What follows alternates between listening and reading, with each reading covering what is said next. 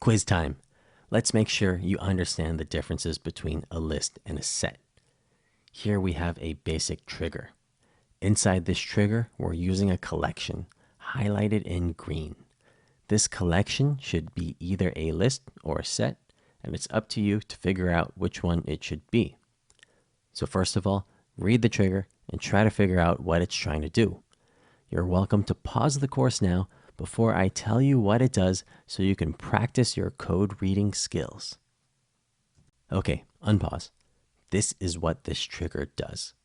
The goal of the trigger is to find the smallest opportunity amount of all the opportunities in trigger.new. First, the trigger creates an empty collection. Then it loops through trigger.new and adds each opportunity's amount into the collection.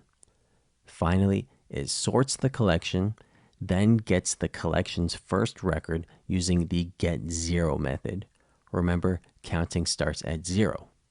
So, what collection should be used here? A list or a set?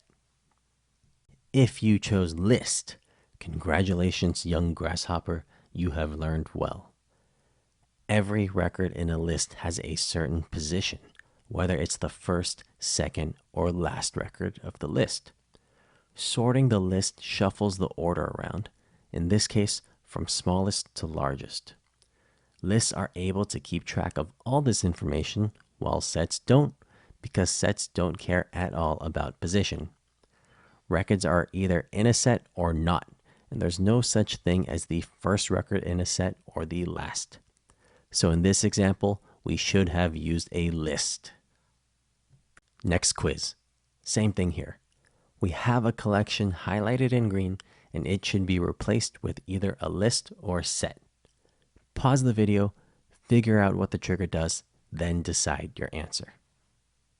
Okay, unpause. You know how Salesforce always says they have millions and millions of developers signing up for their own developer orgs? Well, they may be right, but if these developers are anything like me, they each may have signed up for 50 developer orgs each, grossly inflating Salesforce's claimed numbers. This trigger aims to get to the bottom of that. Assume each signup comes in as a lead.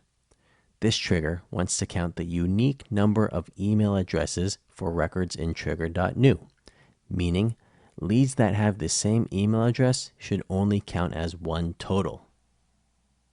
This trigger solves this by looping through trigger.new, adding each lead's email address into a collection, then using the size method to get the number of records in the collection, which should give the unique count. If you said the collection should be a set, well done. Remember, one trait of sets is they don't store the position of each record. And one benefit of this is that sets automatically dedupe for you. In this case, the set would dedupe each lead email address. So adding the same email address multiple times to the set would not increase the set size. Thus, calling the size method in a set will give you a unique count of records. Doing the same in a list wouldn't.